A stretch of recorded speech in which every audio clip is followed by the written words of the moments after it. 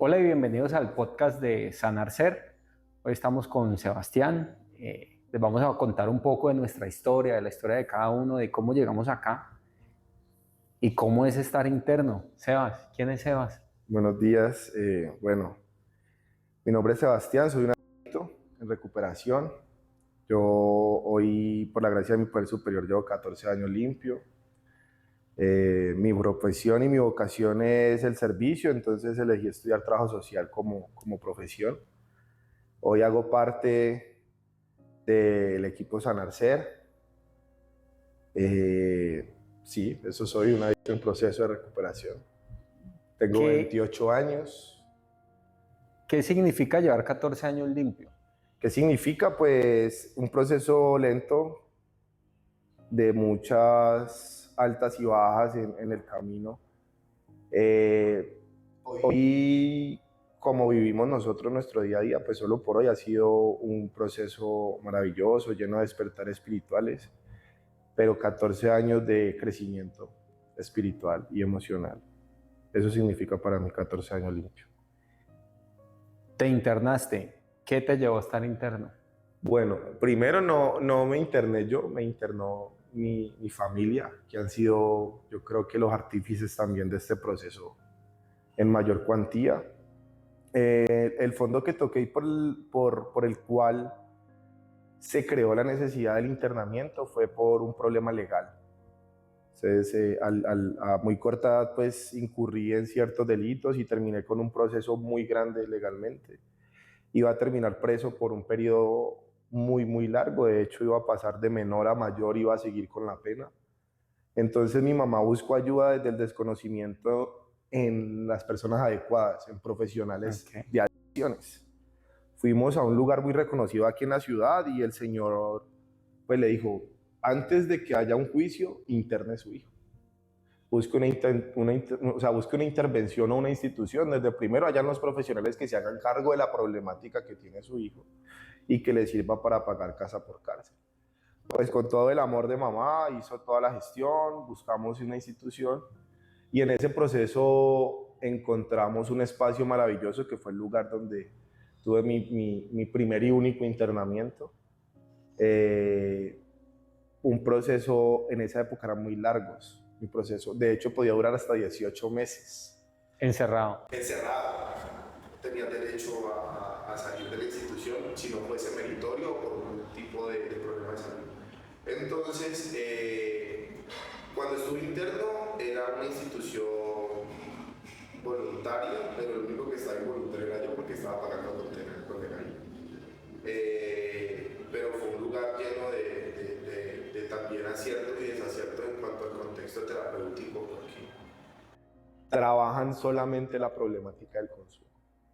Pero un pelado de 14 años con problemas legales, de conducta, de roles, de autoridad, pues necesita trabajar un poquito más de cosas que simplemente el consumo. Pero ese fue como lo que me llevó a estar interno, fue el fondo legal que toqué a consecuencia del consumo de drogas.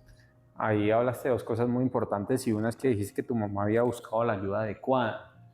Y lo que hemos visto muchas veces es que las familias, dentro de su ignorancia, en lugar de buscar ayuda profesional y adecuada, pues le preguntas al primo, al tío, al sobrino, gente sin tener el bagaje y la experiencia, y terminan tomando decisiones no muy adecuadas. Entonces, lo primero es, tu mamá buscó ayuda profesional, psicológica, psiquiátrica, legal. Es que de hecho desde antes mi mamá primero pues quiso saber qué tenía yo. Este man, ¿por qué tiene que consumir o por qué tiene esos comportamientos? Entonces, es muy común que acudan o a lugares espirituales, coloquialmente la iglesia o el Okay. consejero espiritual o el pastor de la familia o el lugar donde van y se congregan los fines de semana. Pero en este caso mi mamá veía que las cosas iban muy rápido y era como una bola de nieve familiar, o sea, ya mi adicción estaba llevando a todo el mundo por los cuernos.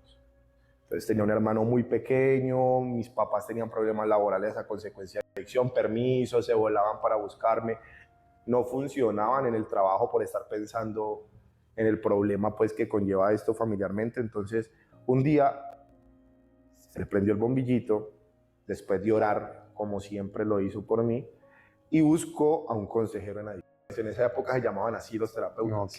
consejero en adicciones. Entonces el hombre empezó a hacer la introducción. Su hijo no es un vicioso, su hijo no es un vago. O sea, empezó a quitarle la moralidad a lo que hacía yo. ¿No? Su hijo tiene un problema mental. Entonces, recuerdo que el señor iba hasta mi casa y me explicaba que yo estaba enfermo, pero pues obviamente yo le decía que yo no estaba enfermo ni que estaba loco. Pero mi mamá recibió la información necesaria, porque el señor también le dijo que ellos estaban enfermos. Entonces ya como que dijo, venga, con razón tengo problemas en mi matrimonio, con razón tengo problemas a la hora de criar a mi otro hijo, porque ya empieza a contagiar su malestar al entorno familiar. Entonces, cuando busca esta ayuda profesional es muy bien orientada porque le dieron la información necesaria. Muchas personas acuden al médico naturista, a lugares de desintoxicación, entre otras cosas. Entonces, no, en mi caso, mi mamá, yo creo que dio con una persona que conoce el contexto y le hizo la recomendación necesaria. Su hijo necesita este tipo de tratamiento, ustedes también necesitan un tratamiento y háganlo pronto porque si no va a pasar esto, esto y esto. Eso fue como que lo que nos impulsó gracias a esa buena decisión de buscar ayuda profesional, porque antes ya habíamos intentado llevarlo al grupo juvenil, vamos a donde el que hace hipnosis, han intentado Rabina Quitavicio, las goticas para la ansiedad, el amor desbordado, la opresión y quizás el maltrato o el castigo, y nada había funcionado hasta que vimos con las personas que tenían la información correcta para compartirnos.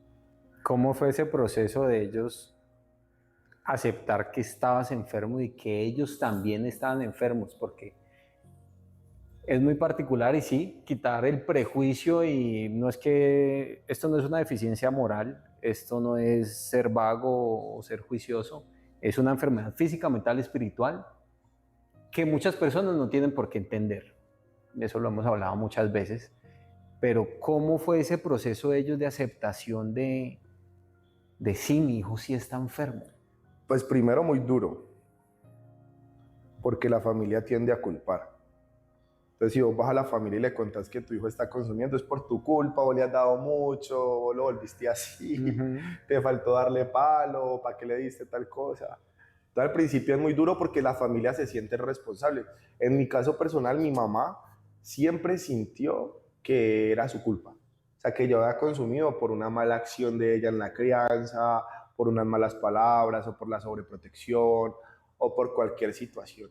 Entonces sí era como un contexto muy complejo, pero en el fondo, cuando te dan una explicación física, mental, emocional y espiritual, tiene más contundencia que la moral que te han enseñado, porque es que también te explican desde el paso a paso. Tu hijo contesta así, tu hijo comportamental y conductualmente tiene o sea, estos accionares o estas cosas. Al principio costó mucho porque pues desde el amor los papás siempre intentan hacerlo mejor. En el camino no hay manual para ser mamá ni papá y entonces es indiscutible que ellos puedan sentir que tienen la culpa. Pero con el tiempo también fue aliviador porque se dieron cuenta que lo que pasaba en realidad iba mucho más allá de haber hecho mal o bien las cosas. Pero se demoraron mucho, digamos, como en la transición, pero siempre estuvieron abiertos a la escucha. Y cuando vieron que en el proceso empecé a cambiar conductual y cognitivamente, pues obviamente dieron la razón a que yo sí padecía una enfermedad o un trastorno mental.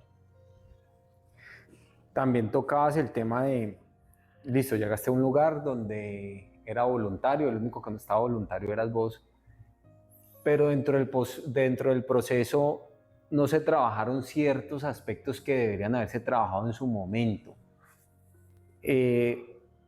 ¿Cómo comparás eso a lo que nosotros ofrecemos hoy en día en este lugar? Muy buena pregunta porque yo estuve interno con más de 100 personas y solo paramos 2.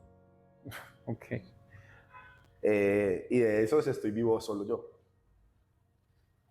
Entonces, es muy buena pregunta desde lo terapéutico porque te hacen mucho énfasis en lo conductual.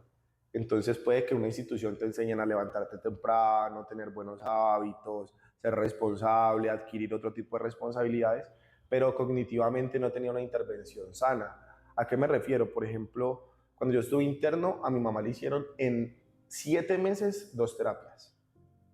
Okay, aquí. A mí el psicólogo de esa época me hizo una entrevista inicial, me vio a los 4 meses y me vio en el cierre del proceso. La trabajadora social con la que tenía que hacer el proyecto de vida me dijo que era un proyecto de vida, me puso la tarea, pero nunca me hizo la retroalimentación. Entonces sí pasa mucho que hay una desconexión entre el staff y la visión interdisciplinar en cuanto a la fuerza del tratamiento en lo cognitivo, porque es que es muy fácil acostumbrarse, si ya hace parte de mi cotidianidad. Yo conozco gente que consumiendo hace ejercicio, trabaja, es supuestamente proactiva, pero mentalmente no tiene ninguna intervención. Entonces me pasaba mucho, y hago el comentario porque me pasaba siempre por la cabeza, pues cómo de 100 personas va a recuperar uno o dos. El 2%. Entonces, claro, como si voy, tengo problemáticas familiares sin trabajar, tengo problemáticas sociales sin trabajar, tengo reservas de consumo sin trabajar, tengo patologías, traumas, o sea, tengo que sanar. No te enseñan a sanar, te enseñan a dejar de consumir. Entonces es como decir el 20% del trabajo. Eso pasó en mi proceso, en mi experiencia pues personal. Entonces decía eso de que había un vacío ahí porque sí me enseñaron a saber que era un craving, ansiedad, el tema del consumo, todo lo que son las drogas. De hecho nos hacían mucha prevención a otras drogas que no conocíamos o que no hacían parte de nuestro consumo, pero no me enseñaron a relacionarme familiarmente, no me explicaron por qué reaccionaba a ciertas cosas de mi vida, por qué me dolía X o Y cosa. Entonces sí hubo como un vacío muy grande en el proceso, y más siendo un proceso tan largo. ¿Cómo se afronta el tema familiar acá, en Sanar Ser? Primero, algo que me encanta es que la familia tiene como responsabilidad hacer parte del proceso, porque es muy fácil empezar un proceso de estos y de creer que ya se hizo el trabajo porque trajimos a la persona aquí. Entonces, responsabilizarlos y hacerlos parte del proceso me parece una responsabilidad moral y ética muy grande, porque es que la familia también ha sido víctima y quizás coautora también de muchas otras cosas de la fractura relacional que tenga, ya sea conyugal, ya sea familiar, de cualquier contexto. Entonces es necesario hacernos responsables, y lo hablábamos cuando estábamos haciendo el proyecto y decíamos, es que la familia, de hecho nosotros tenemos una escuela de familia, es una escuela de familia. ¿Por qué una escuela de familia? Porque no hay manual para ser papá, mamá, hermano, tío, sobrino, hijo, esposo, esposa, y mucho menos de un adicto, desconociendo la enfermedad de la adicción. Nosotros hacemos intervenciones familiares secuenciales al proceso del usuario. Aquí mínimamente durante nuestro proceso, que es relativamente corto, la familia tiene de 6 a 10 intervenciones en el proceso, sin contar las terapias familiares y sin contar que también pueden ser intervenidas por los profesionales que hacen parte del staff clínico. Entonces, así como el proceso del usuario va encaminado a un plan de tratamiento, también hay un plan de tratamiento familiar.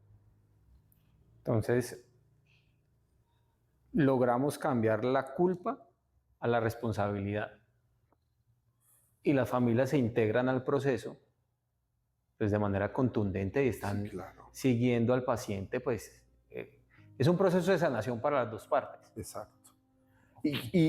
O sea, y no solamente responsabilidad, que es la primaria, pero también empatía.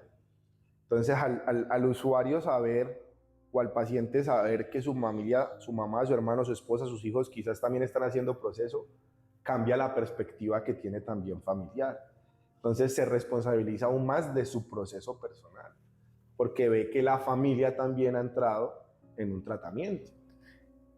Pero ¿cómo haces con esas familias que llegan, a ver, para llegar a un centro, a un lugar de estos, generalmente se llega derrotado, Sí. destruido, después de haber... Dolor, desesperación. Exacto, unos escenarios familiares Sí. complejos, maltrato, abuso, gritos. Muchas familias quieren desentenderse del adicto y consignarlo en él, como depositarlo en la casa. ¿Cómo es ese proceso de invitar a las familias a vincularse, a ser parte, a dejemos la rabia y las ganas de tener la razón y la culpabilidad y venga, hagamos parte de un proceso de sanación y de amor donde pues nos interesa que se cure el paciente como tal, que tenga un tratamiento, más que curarse, que tenga un tratamiento, cree conciencia y pare de consumir, pero necesitamos que ustedes sanen dentro de este proceso porque ustedes van a seguir de la mano con él de aquí en adelante. ¿Cómo es ese proceso de convencer a las familias? Porque es que mucha familia debe llegar así, yo no quiero saber nada más de él, se lo Harta, dejo. hastiada, dolida, resentida, y es algo normal. De hecho, primero, una experiencia muy bonita que hemos vivido aquí es que a pesar del dolor y la desesperación que sienta la familia, también sienten un alivio increíble.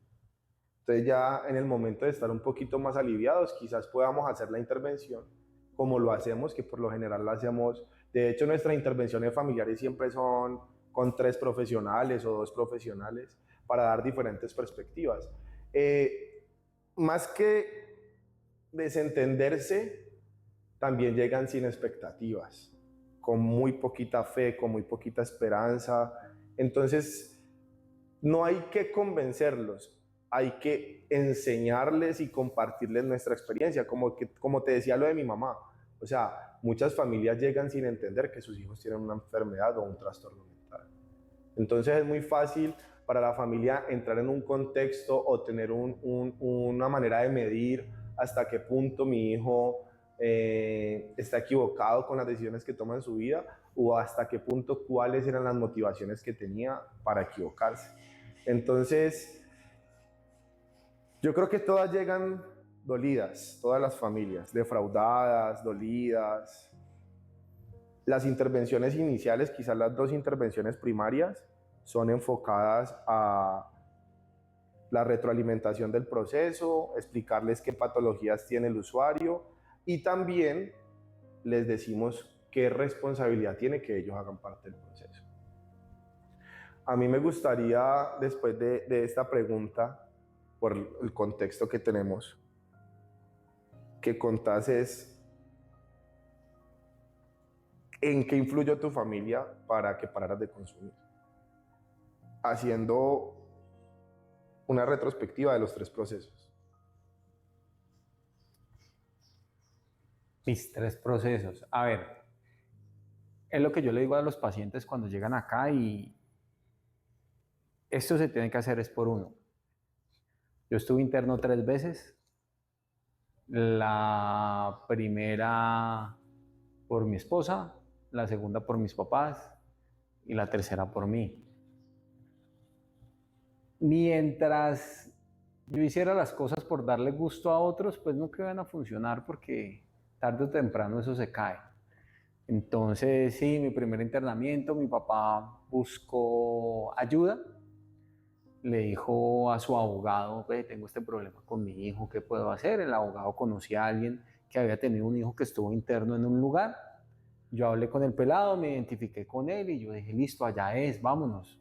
Y fui en mi internet, sin haber hablado con un profesional en adicciones, con un psiquiatra experto en adicciones, con un psicólogo experto en adicciones. Fue más del voz a voz y mira, yo conozco a alguien que tuvo el hijo interno y le fue bien. Llegué a un lugar donde aprendí cosas maravillosas, mucha gratitud por esos lugares, pero yo no estaba preparado para parar, no quería parar y no era un lugar para parar.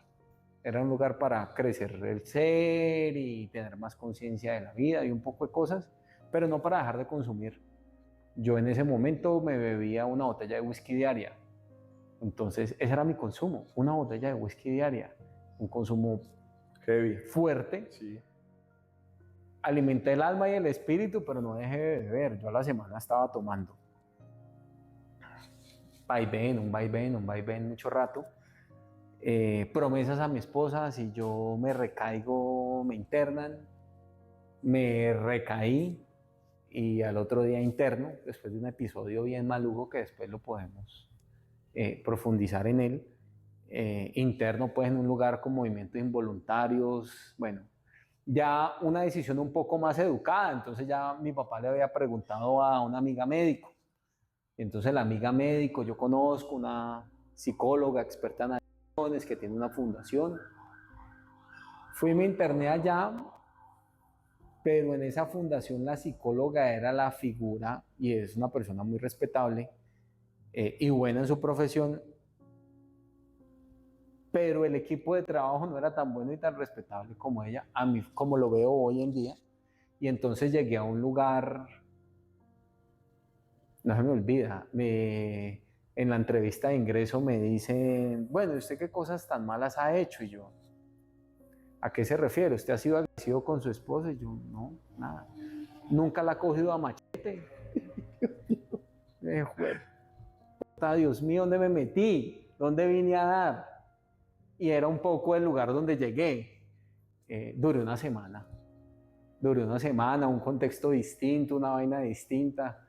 Yo hoy lo cuento con jocosidad, pero me pusieron a trapear una semana, fui lo que hice, no tuve terapia. Una semana la casa estaba sola y una casa gigantesca y me pasaron el trapear toda la mañana y trapeé, y al sexto día dije, no, yo me voy, no he hecho nada, voy a buscar ayuda de verdad.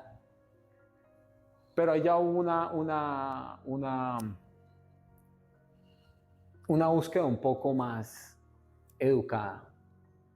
Salí, me mantuve limpio otra vez un rato, prometí que no iba a volver a consumir, pero llegó lo mismo, sin tener las herramientas para dejar de consumir, es imposible dejar de consumir, es imposible. Nunca tuve las herramientas, promesas vacías, pues más desde el querer y la voluntad y el apretar, que desde el conocimiento y la formación. Y no alguien de Maus. Igual, retiros, rezos, todo lo posible. Me metieron a Maus con una psicóloga que estaba trabajando en su momento. Y en Maus, una persona fue y hizo una intervención. En su momento, para mí, un poco agresivo y confrontativo. Pero útil. Lo mismo, yo no voy a consumir más, yo prometo que no voy a consumir más, y a los 2 meses recaído, intento de suicidio, clínica, 4 días interno, salí de ahí, el hombre me estaba esperando, me dijeron, ya vienen por usted, voló, me recogió y me fui. Ya una decisión más consciente, con alguien experto en adicciones, con un equipo de trabajo muy bueno, muy respetable. Ya tu familia conocía el contexto y el espectro de lo que tenías. Ya sabía que que tenía una enfermedad, que era una... Okay. Sí, exacto. Ok. Según esa experiencia, porque nos demoramos 11 meses prácticamente en recopilar toda la información, porque nuestra institución, o Sanar Ser, tiene un sentido más humano que los 3 lugares o quizás el lugar donde yo estuve.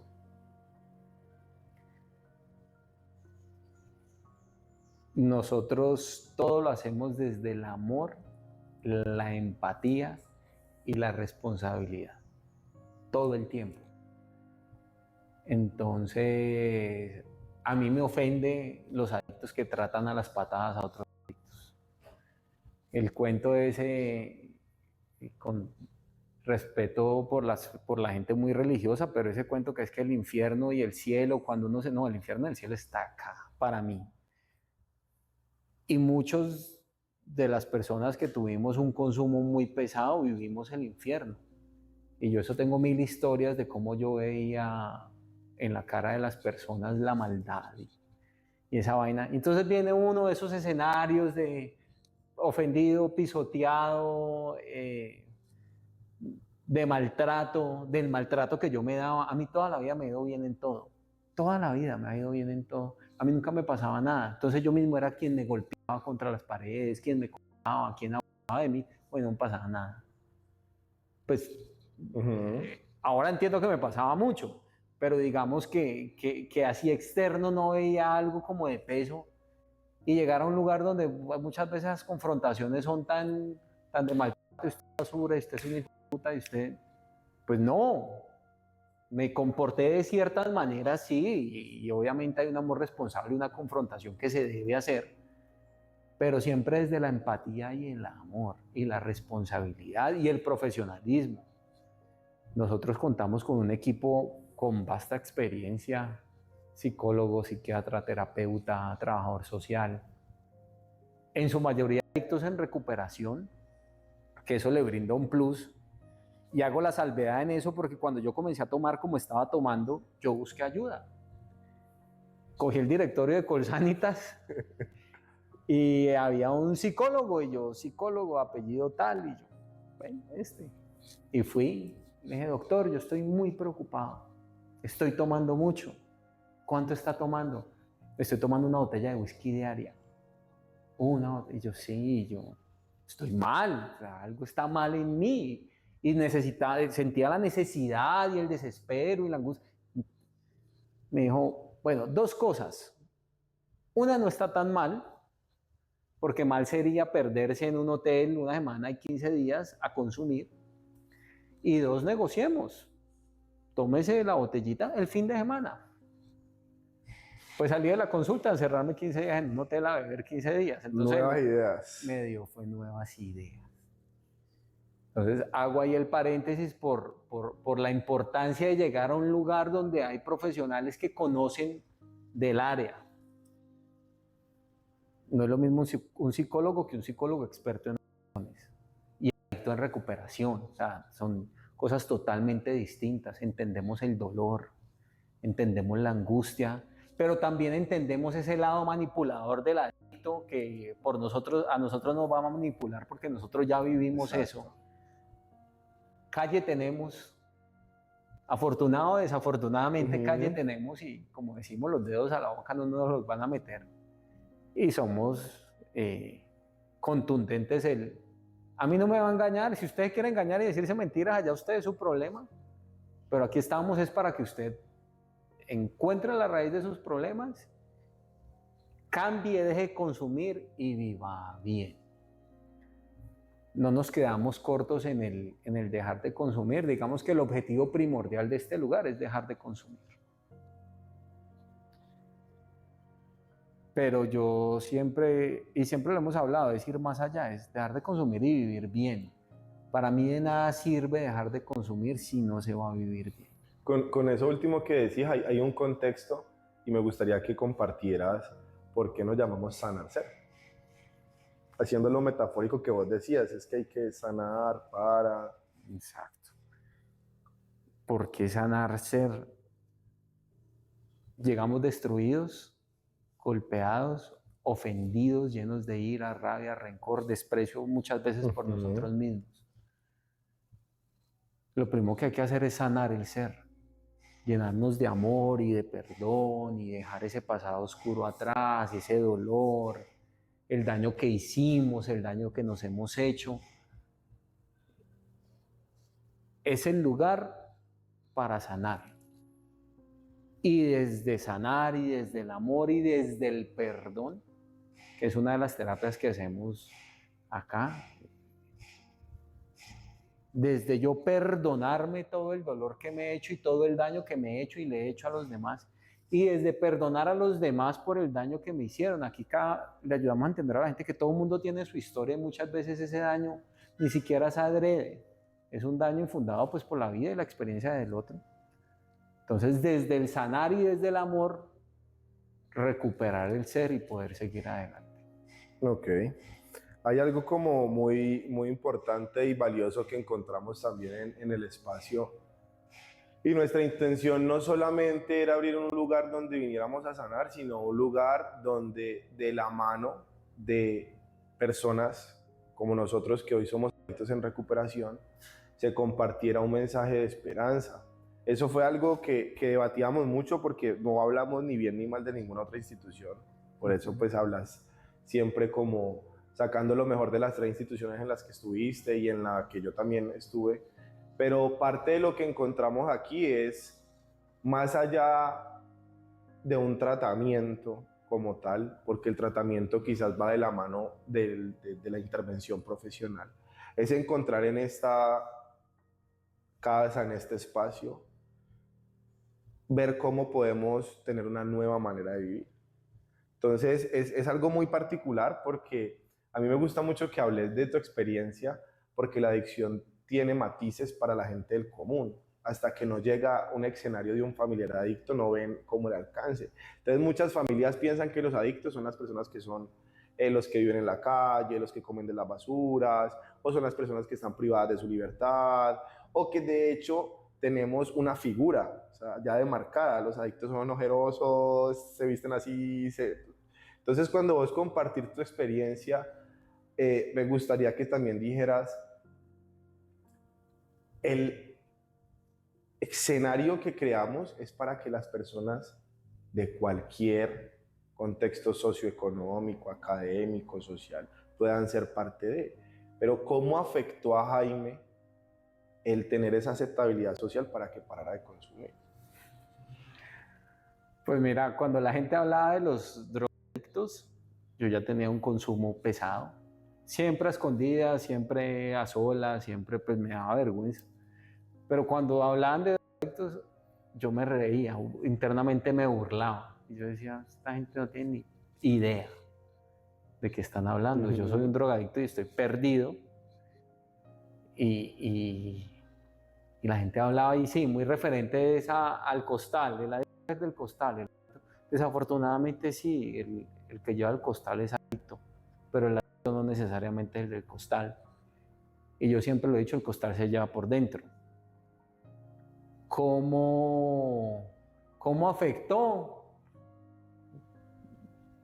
Pues siempre creer que no tenía un problema.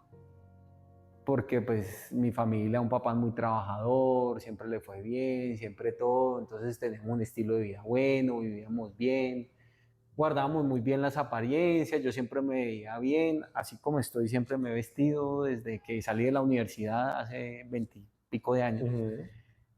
Y entonces así estaba. Entonces, Jaimito está mal. No, Jaimito está re mal. ¿Qué pasa? Es que esa aceptación social, y siempre buscaba quien me dijera que no estaba mal. Entonces, yo no estoy mal. Yo no estoy mal para nada. Yo soy funcional. Me va bien.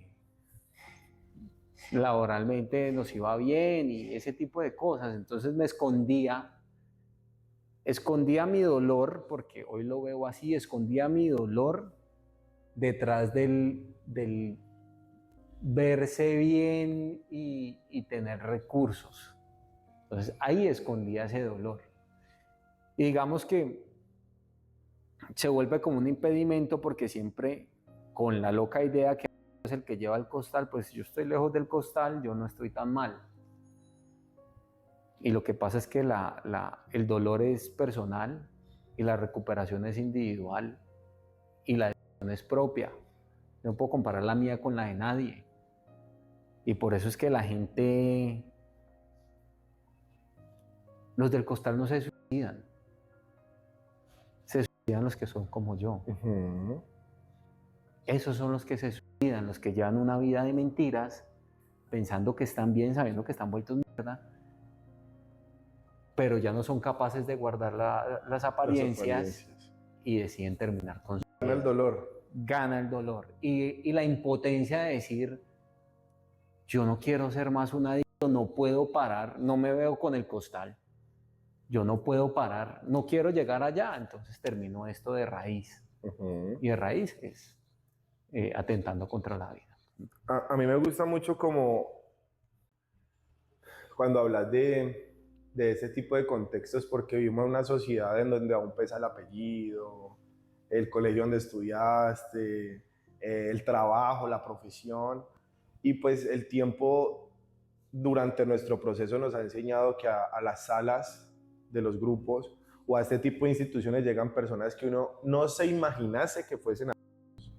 Entonces, si yo te dijera, en un contexto donde invitásemos a las personas que pasan desapercibidos ciertos comportamientos de los adultos, pero que en el fondo no son capaces de llegar a esa confrontación, porque lo que hemos hablado mucho tiempo, la gente sabe que uno está mal, o sea, todo el mundo sabe que uno está llevado, pero no da el ejemplo, no se puede ver realmente, porque lo que hace visible el consumo, pues que te vean usando, o que te vean después del uso de sustancias psicoactivas. Entonces, por ejemplo, si yo tuviera que invitar a alguien, en este caso a las familias, a las esposas, a los familiares pues en particular, o a los amigos, porque hay mucha gente de nuestro entorno que nos veía viviendo de esa manera e intentaba hacer algo, pero tampoco se lo permitíamos. Si a mí me tocase invitar, voy a hacer pues como el ejemplo primero yo, pero si te tocase hacer una invitación a las familias cuando ven ciertas cosas significativas en una persona comportamentales, ¿cuáles serían? Por ejemplo, las primeras para mí sería estar siempre en un estado de introspección que llaman, ensimismado, o entrar fácilmente en crisis existenciales, estar todo el tiempo a solas, perderme, apagar el teléfono, entre otros contextos, porque es que hay gente que ve que las cosas no están bien, pero como tengo esa aceptabilidad social, pues no puedo llegar como al punto de confrontarlo. Entonces, ¿por qué lo digo? Porque no hay que esperar hasta que la otra persona tocó fondo para llegar a estas instancias. Hay personas que nos pueden ayudar también a ahorrarnos el dolor.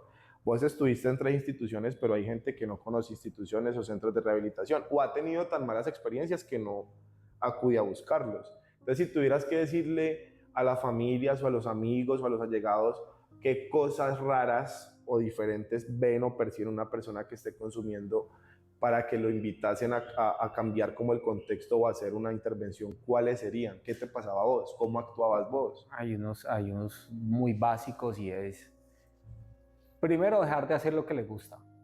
Entonces a mí me encantaba el deporte, siempre me ha gustado, entonces jugaba fútbol, hacía X, Y. Comencé a dejar eso, o llegaba a jugar fútbol borracho, poco de veces. Entonces, con los que jugaba me decían, uff, qué tufo. Entonces, o dejar de hacer lo que me gustaba, o llegarlo a hacerlo en estado de alcoramiento, o que se nota distinto. O sea, cuando la persona deja de hacer lo que le gusta. Cuando la persona comienza a mentir compulsivamente, yo tenía un cuaderno de mentiras, donde apuntaba las mentiras que decía para que no se me olvidaran. Claro, porque ¿qué hacía yo? Yo le robaba tiempo al día para poder consumir. Entonces le robaba horas. ¿Cómo robaba las horas? Inventándome reuniones, citas, de todo. Entonces, para todo el mundo decirle la misma mentira, las apuntaba en un cuaderno. Entonces, cuando ves que la persona comienza a mentir, ¿para qué está mintiendo? ¿Qué necesidad tiene? La mía era robar tiempo. Entonces, dejé de hacer lo que me gustaba. Comencé a decir mentiras compulsivamente. Comencé a llegar tarde o a cancelar citas. Entonces, nos vemos a las 10. No, nos vemos a las 10:30. No, nos vemos a las 11. No, nos vemos a las 12. No, ya no nos vemos. Siempre he sido una persona tranquila, muy tranquila, y me estaba volviendo agresivo. Entonces pasé de ser una persona pasiva a ser una persona con unos picos de agresividad de no me jodan, no me digan, yo estoy bien. Entonces las personas se vuelven agresivas. Cuesta mucho levantar la mano, muchísimo cuesta levantar la mano y aceptar desde la misma ignorancia. Esto es una enfermedad mental, física, mental, espiritual, punto, no la adornemos más, es una enfermedad. O sea, vos ya sabías que estabas enfermo. Que algo muy mal estaba. Que algo no estaba bien. Que algo muy mal, porque yo me levantaba con el firme propósito de hoy no consumo, y camino a la oficina parado en un estanco. Pedía 2 botellas de vodka porque el vodka casi no da tufo, pedía 2 botellas de té, botaba la mitad del té y las llenaba de vodka, y a las 12 del día ya estaba borracho. O sea, era mi escenario de consumo. ¿Por qué no pediste ayuda antes? Vergüenza, siempre me dio vergüenza el consumo, nunca me sentí orgulloso.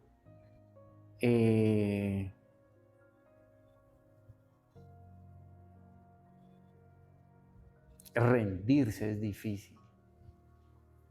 porque no sabemos qué va a pasar. Ajá. Entonces yo pido ayuda y necesito ayuda. Entonces comienza mi cabeza a darme ideas de cuál es la ayuda que yo necesito, que primero no es la que yo quiera, es la que necesito, punto.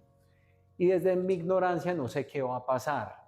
Entonces, ¿qué pasa cuando yo pida ayuda y diga que tengo un problema serio, grave con drogas y alcohol? ¿Qué pasa? ¿Qué va a pasar? Prefiero no saber y no pedir ayuda y seguirme consumiendo. Hay algo muy particular en los procesos que eso sí podría como compartirse desde cualquier persona sin que importe cuántos años tenga, dónde viva, qué idioma hable, y es la negación. Entonces, por ejemplo, a mí siempre que me decían que estaba loco, que estaba enfermo, yo decía, ¿qué me ves de mal? O sea, porque pensaba que no notaba ni que afectaba a nadie lo que yo hacía o cómo yo actuaba. A mí me conmueve mucho ese escenario en el que pues con tu esposa llegas pues como al último fondo. ¿Por qué esperar a que pase ello? ¿Por qué los adultos como vos y como yo esperamos a que no haya otra salida desde el concepto de la negación? Mira que ahí es donde yo pienso que las familias juegan un papel muy importante. Exacto. Y la sugerencia a la que yo le hago a todas las familias, hace poquito estuve sentado con alguien y la señora me habló de pasos y me dijo,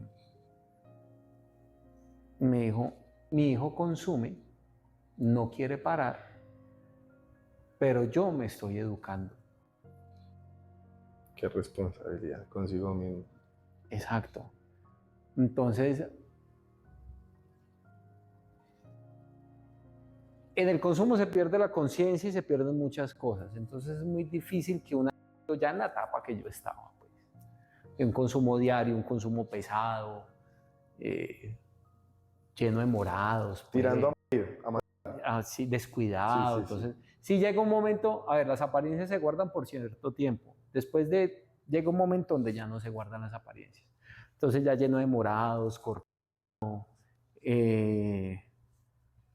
no, pues gastando plata que no tenía, bueno, un poco de cosas, pues es muy difícil crear conciencia de decir, estoy muy mal, necesito internarme.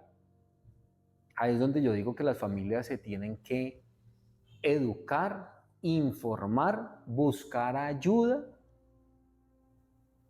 y ofrecerle la ayuda al adicto, decir, usted está muy mal, sin juzgar, sabemos que está muy mal, ha pasado esto, esto, esto, sin juzgar, es muy difícil explicarle a las familias, vea, no lo trate como basura, no lo trate desde la rabia, no lo trate desde el dolor, trátelo con el amor infinito que usted le tiene a esa persona, dígale, venga, usted necesita ayuda, esta es la ayuda.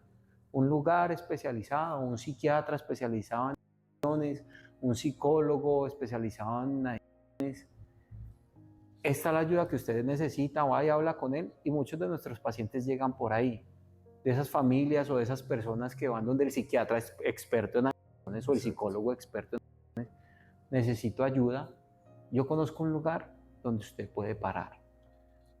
Porque hay una cosa que yo sí dejo clara y es, cuando se presenta un consumo compulsivo, el internamiento es necesario. El ambulatorio no es una Es opción. obligatorio el internamiento. Porque es que no se puede dejar de consumir. No se puede. Yo salía de mi casa, yo me acostaba a dormir llorando. Yo tomaba mucho licor, entonces se bajaba mucho la presión en la noche. Me levantaba a cambiarme la camisa, enjuagado en sudor. Me cambiaba, me ponía otra pijama, me volvía a levantar y me levantaba. Hoy no bebo. Y a las 3 horas estaba borracho. Entonces entender eso es muy difícil para la familia y para uno como adicto. Entonces no quiere dejar de consumir, es un borracho, es un drogadicto, es. Entender que no es, que está enfermo, porque usted conoció a esa persona en otro contexto, conoció a esa persona de otra manera. Mi esposa me decía, un ser tan hermoso como vos te estás desperdiciando. Yo sé quién sos vos, mira en lo que te estás convirtiendo. Entonces es como familia educarnos, buscar ayuda, no la ayuda que el paciente quiere, aquí llegan a los pacientes con condiciones. No, no, esto no funciona así, funciona de otra manera y usted lo que necesita es esto. Entonces, que las familias se eduquen, que las familias se informen, que ofrezcan una ayuda profesional, que sienten al adicto. Al adicto hay que sentarlo porque es que los adictos como yo se terminan matando. Porque para vivir en la calle, No. nunca me vi viviendo en la calle. Pero yo sabía que allá iba a terminar. Entonces digo, yo no quiero vivir esa vida, yo me mato. Entonces los adictos como yo terminan atentando contra su vida porque no ven más salida. No conocemos. Nosotros somos los intoxicados, nosotros somos los que estamos mal. Pues bonito que las personas que nos rodean y que nos aman, por más desgastadas que estén, se orienten de una manera apropiada y digan, esta es la ayuda que vos necesitas. Ahora sí, contundente. Esta es la ayuda que vos necesitas. Aquí está la ayuda. Si no la querés coger, chao. Porque no se trata de seguirse desgastando y seguir deteriorando esa relación que tienen, sino yo te quiero ayudar, esta es la ayuda. Mira, yo conozco a este psiquiatra, este psicólogo, este terapeuta con tantos años de experiencia que te puede ayudar. Y así es que llegan nuestros pacientes. Desde la perspectiva, porque también pensábamos cuando abrimos, antes de abrir de hecho, que tiramos mucho lápiz. Y el lápiz que tirábamos era más pensando en el modelo del tratamiento que íbamos a ofrecer. Porque pues la intervención profesional, en cualquier lugar te pueden ofrecer una intervención profesional. Estamos en un momento en el mundo en el que la salud mental importa, y terapeutas, psicólogos, trabajadores sociales, psicoterapeutas, psiquiatras.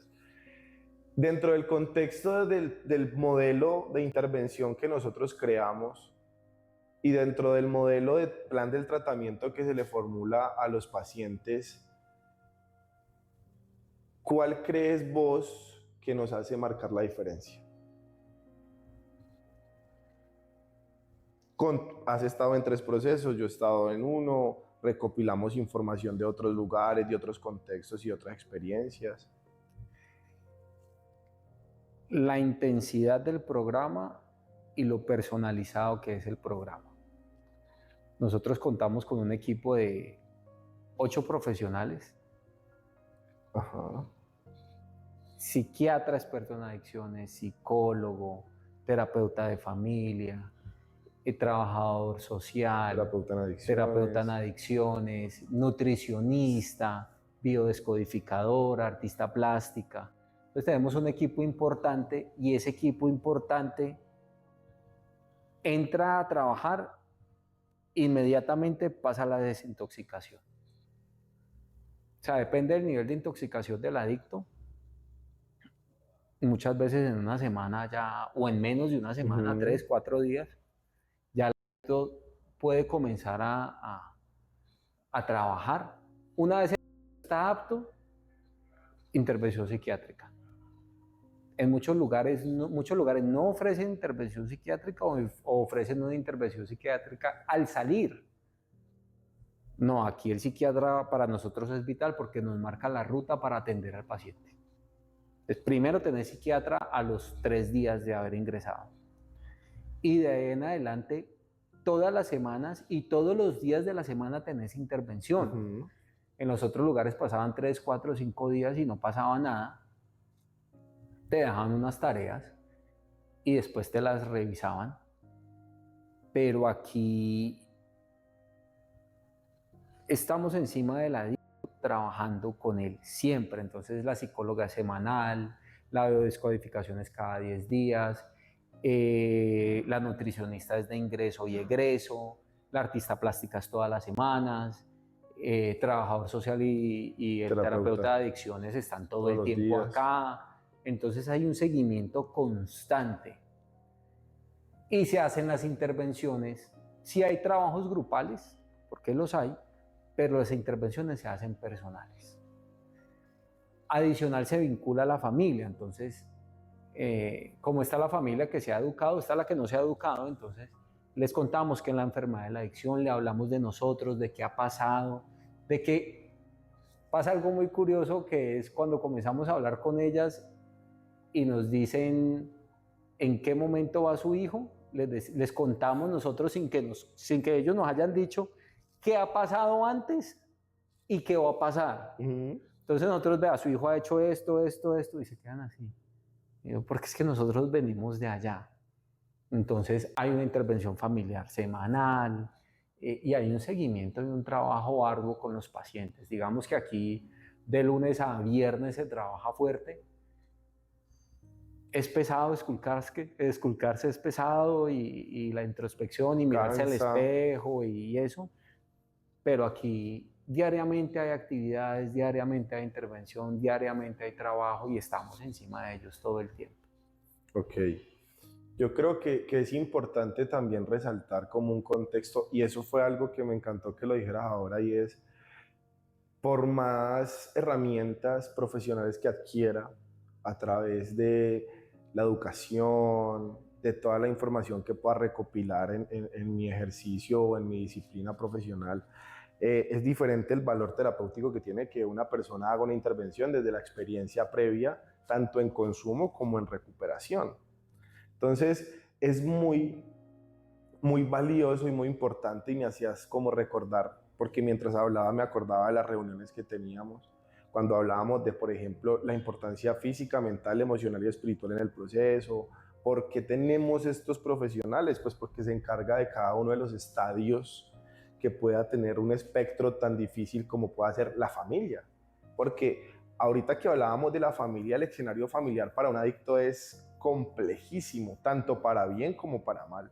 Es decir, los adictos ingresan a una institución como estas, en el 90% de los casos responsabilizando a la familia de estar aquí.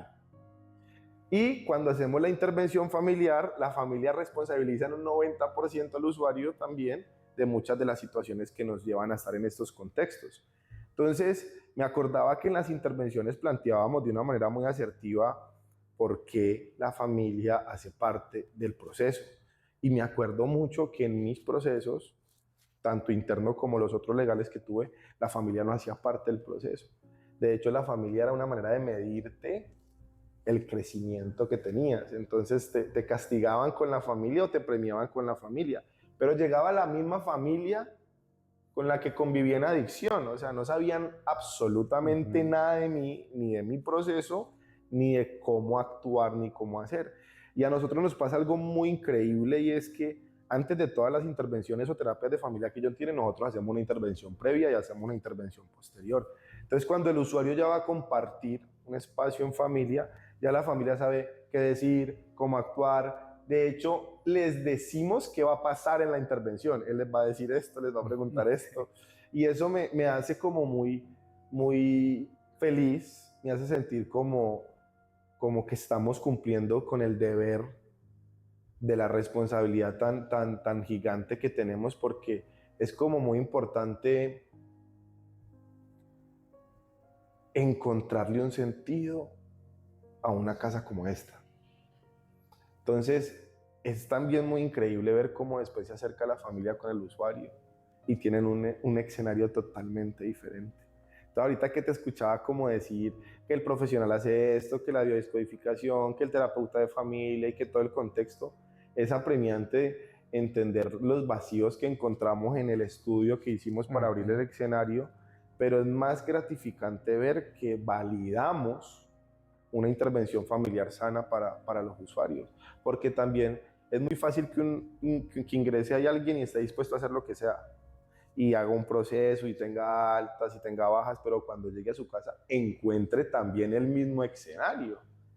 Entonces, ¿hasta qué punto las intervenciones familiares ayudan a que no hayan recaída en los usuarios?